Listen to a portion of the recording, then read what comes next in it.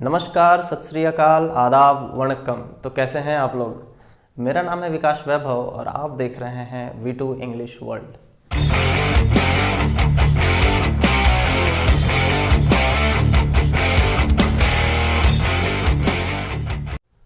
तो स्टार्ट करते हैं।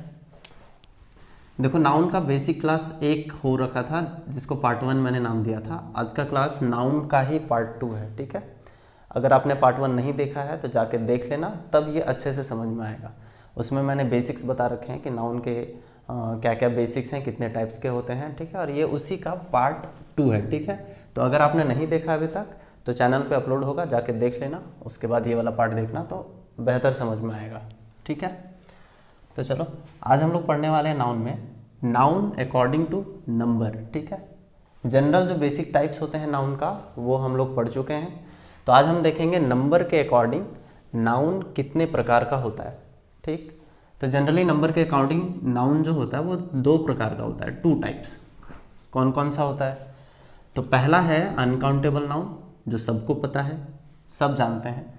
और दूसरा है काउंटेबल नाउन, ये भी पता होता है। ठीक है, तो बात आती है अनकाउंटेबल नाउन किसे कहते हैं। तो अनकाउंटेबल नाउन हम उसे कहते हैं जिसे गिना नहीं जा सकता है। ठीक है, which can not be counted, जिसको हम काउंट नहीं कर सकते, वो जनरली अनकाउंटेबल नाउन हो जाता है। एग्जाम्पल से समझते हैं सर। तो पहला एग्जाम्पल इसका मनी। जैसे अगर हम कहें कि जैसे रुपए होते हैं तो रुपए को तो हम गिनते हैं, लेकिन कुछ कुछ वर्ड्स ऐसे होते हैं जो अनकाउंटेबल नाउन के अंतर्गत आते हैं। जैसे कि अगर मैंने रूपी कहा, मैंने लिखा रुपीज़, तो देखो ऐसा लगा हुआ है ना इसके अंदर, यानी कि ये प्लूरल काउंटेबल नाउन हो गया। रुपीज़ अगर हम कहें तो ये काउंटेबल नाउन के अंतर्गत आएगा, लेकिन अगर हम सिर्फ मनी की बात करें तो ये अनकाउंटेबल होता है। ठीक है, इसके बारे में डिटेल से आगे रूल्स जो आएंगे उसमें हम लोग पढ़ेंगे। क्लियर है ना। अभी ये समझो कि मनी जो वर्ड है वो अनकाउंटेबल नाउन होता है। सेकेंड है इन्फॉर्मेशन। इन्फॉर्मेशन भी अनकाउंटेबल होती है, इन्फॉर्मेशन को हम गिन नहीं सकते हैं। अगर यही नोटिस अगर हम बोल देंगे तो नोटिस फिर काउंटेबल हो जाएगा। ठीक है, और इन्फॉर्मेशन जो है वो अनकाउंटेबल है। तो नोटिस वगैरह जो हम अभी बता रहे हैं ये हम बाद में चर्चा करेंगे, तो अभी सीधे सीधे पढ़ते हैं। इन्फॉर्मेशन हो गया। फिर लगेज, जो बोरिया बिस्तर होता है, लगेज यानी कि सामान, ये भी अनकाउंटेबल नाउन के अंतर्गत आता है। आयरन मेटल है, मटेरियल नाउन जिसको हम लोग पढ़े थे, तो ये भी अनकाउंटेबल नाउन है। वुड भी मटेरियल नाउन है, ये भी अनकाउंटेबल नाउन। ब्रेवरी है, ह्यूमैनिटी है, ये दोनों एब्स्ट्रैक्ट नाउन था ना, भाववाचक संज्ञा, तो ये दोनों भी अनकाउंटेबल नाउन के अंतर्गत आएंगे। राइस और ब्रेड, ये सभी मटेरियल नाउन के अंतर्गत आएगा जिसमें सब्सटेंस होंगे ये सारे, तो ये भी अनकाउंटेबल है, इनको हम गिन नहीं सकते हैं, एक्सेट्रा। ठीक है, तो इस तरह के जितने भी वर्ड्स हैं वो सारे के सारे अनकाउंटेबल नाउन कहलाते हैं। यहाँ तक क्लियर है। चलो अब आते हैं काउंटेबल नाउन में। काउंटेबल नाउन जिसको हम गिन सकते हैं, आसानी से गिना जा सकता है, जिसका 2 फॉर्म होता है, सिंगुलर और प्लूरल। सिंपली ये समझो कि काउंटेबल नाउन हम उसे कहते हैं जिसको गिना जा सकता है, या दूसरे तरीके से इसको कह सको कि काउंटेबल नाउन हम उस नाउन को कहते हैं जिसका प्लूरल फॉर्म और सिंगुलर फॉर्म बनाया जा सकता है। ठीक है, चलो तो काउंटेबल नाउन इसका एग्जाम्पल देख लो। तो पहला एग्जाम्पल है बॉय।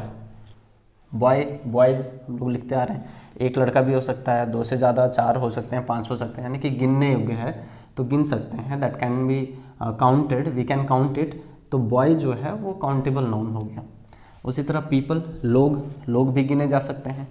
पुलिस मैन, ये भी गिने जा सकते हैं।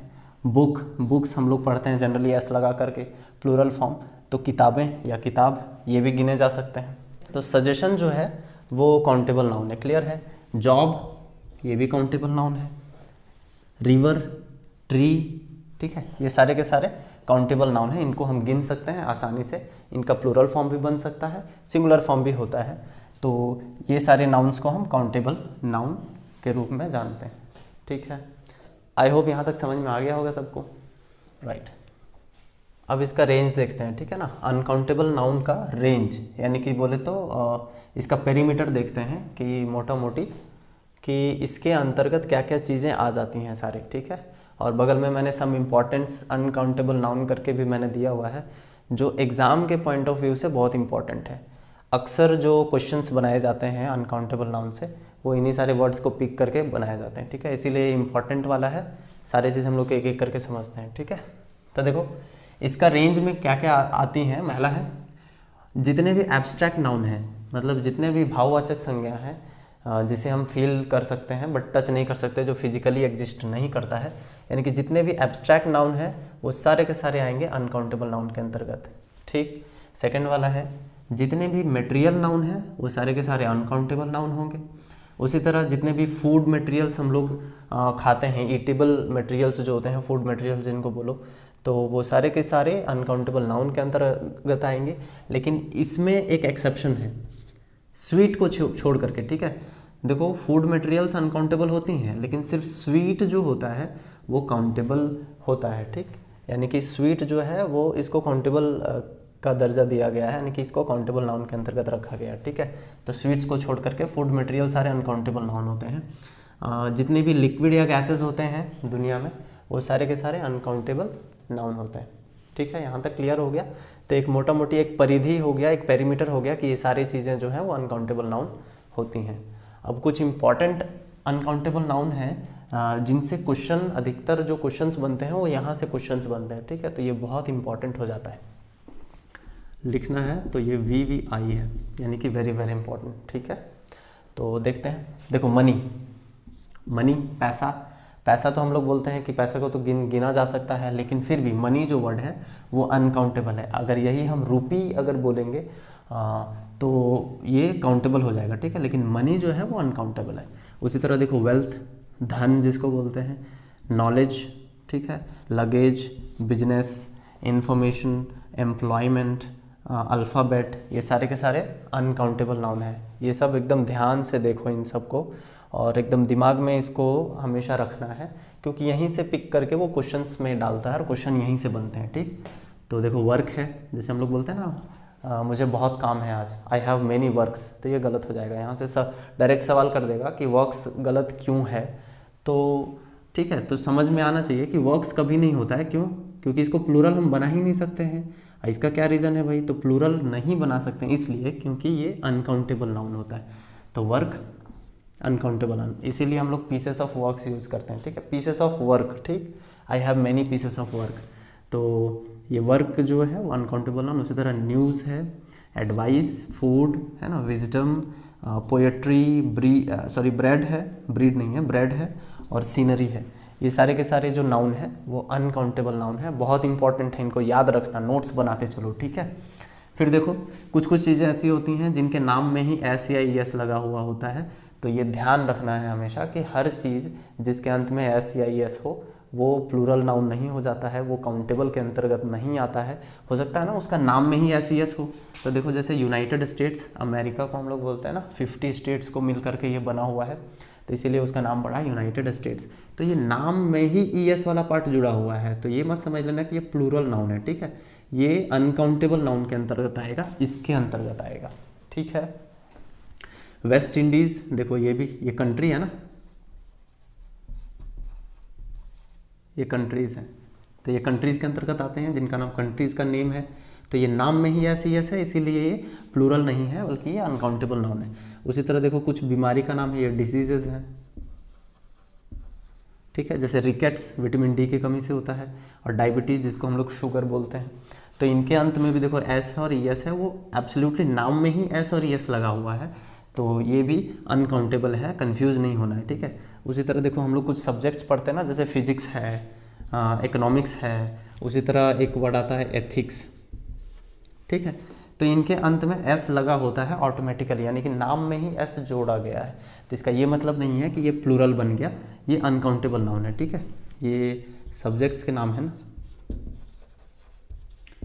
ठीक है। ये फिर से मैं दोहरा रहा हूँ, ये बहुत ही इंपॉर्टेंट है, वेरी वेरी इंपॉर्टेंट है। यहाँ से क्वेश्चन आते हैं, तो ये सारे वर्ड्स दिमाग में याद होने चाहिए, सबकॉन्शियस माइंड में चले जाने चाहिए। तो इसका नोट्स बना लो और इसको बार बार रिवाइज करते रहना, ठीक है। अब अनकाउंटेबल नाउन से रिलेटेड देखते हैं कुछ इंपॉर्टेंट नोट्स, ठीक है ना। ये नोट्स क्या है, ये हमेशा याद रखना है, ये एज अ रूल कंसिडर कर लो आप, बट रूल मत कहो, ये इंपॉर्टेंट नोट्स है बस कि अनकाउंटेबल नाउन के साथ क्या क्या चीज़ें होती हैं और क्या क्या नहीं होती हैं, ठीक है। तो पहला नोट है हमारा इम्पॉर्टेंट है कि अनकाउंटेबल नाउन के साथ हमेशा जो आर्टिकल आता है ना वो ए और एन का यूज़ कभी नहीं होता है।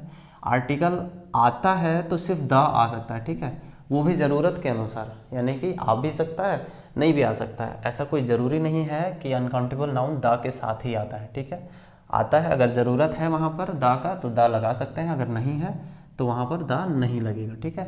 यानी कि आर्टिकल सिर्फ द को अनुमति है आने का, ए एन कभी नहीं आ सकता। क्लियर हुआ। तो सेकंड नोट है एस और एस का यूज़ उसमें नहीं होगा।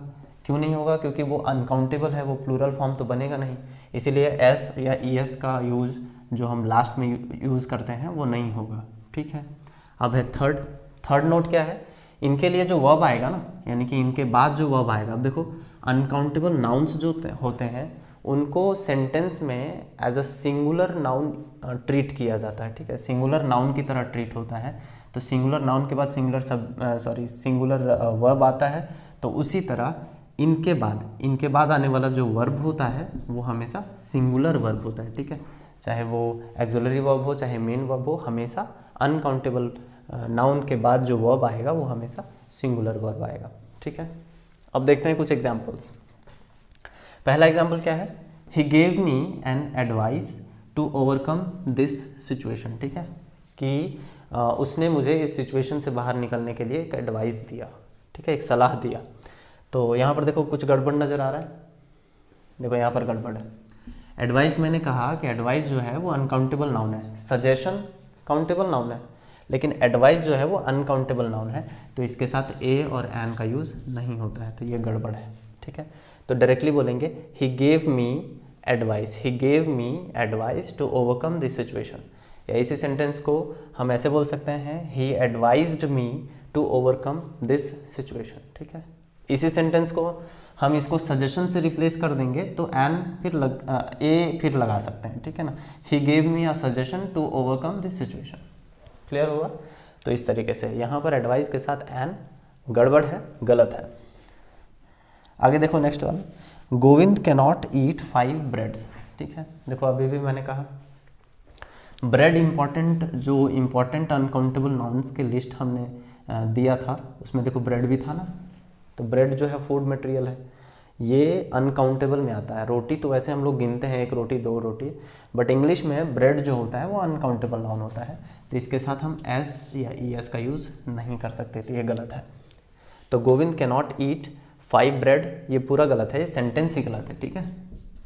इस सेंटेंस को अगर सही करना है तो क्या लिख सकते हैं, Govind can not eat 5 pieces of breads हम लगा सकते हैं, ठीक है, पीसेस ऑफ ब्रेड लगा सकते हैं, Govind can not eat 5 pieces of bread. Clear हुआ। हाँ, यहाँ पर ये पूरा सेंटेंस गड़बड़ है, ठीक है ना, ये ब्रेड्स के वजह से देखो ये 5 भी आ गया है, तो इसके चलते भी गड़बड़ है।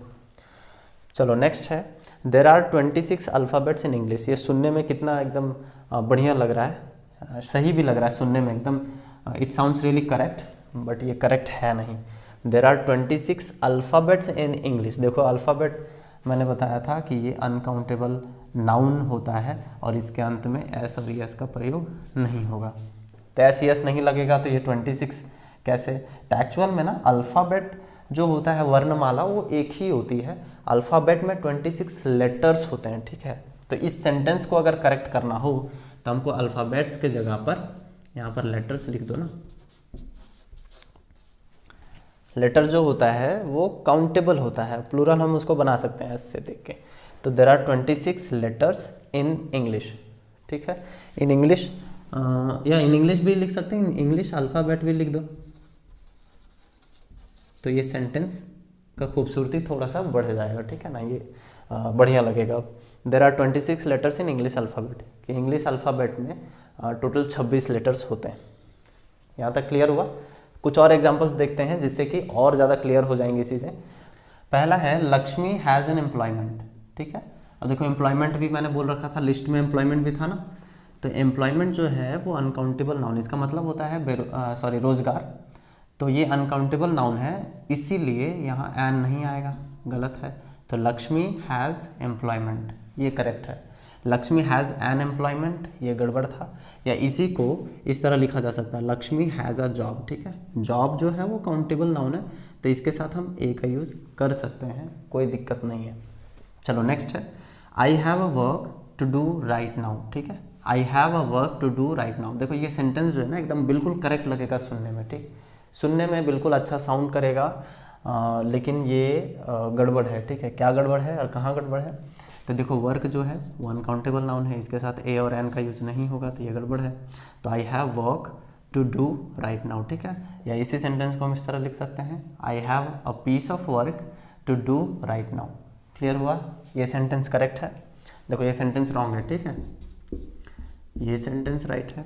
या इसी सेंटेंस को एक और तरीका लिखने का, I have a job to do right now. ठीक, जॉब काउंटेबल है, इसके सामने ए का यूज़ हम कर सकते हैं, तो I have a job to do right now, ये भी करेक्ट है।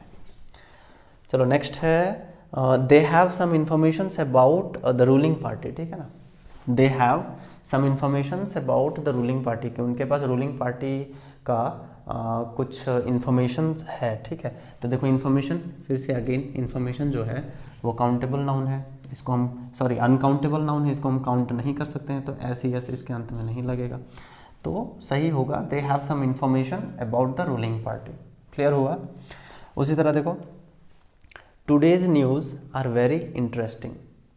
देखो today's news are very interesting, इसको ऐसे करके दे देगा, ये और ये ए है, ये बी, ये सी, और यहाँ डी में देगा नो एरर। कि बताओ कि इसका आंसर क्या होगा, ए होगा, बी होगा, सी होगा या डी होगा। क्लियर हो ना कि एरर वाला पार्ट कौन सा है? तो टुडेज न्यूज़ यहाँ तक ठीक है। देखो न्यूज़ जो है वो NEWS, इसका न्यूज़ का स्पेलिंग में ही एस लगा हुआ है, ये जो है अनकाउंटेबल नाउन है, तो uncountable noun will be treated like singular noun, और इसके बाद जो वर्ब आने वाला है वो सिंगुलर चाहिए, यानी कि आर गड़बड़ है। ठीक है, तो today's news is very interesting होगा, आर गलत होगा। ठीक है ना, तो यहाँ इज़ अगर लगा देंगे तो करेक्ट हो जाएगा। क्लियर हुआ यहाँ तक? तो आज के इस वीडियो में बस इतना ही, मिलते हैं नेक्स्ट वीडियो में। नेक्स्ट वीडियो जो होगा वो नाउन का ही पार्ट 3 होगा, और बहुत जल्द आप लोगों को मिलेगा। ठीक है, तब तक के लिए जय हिंद, जय भारत।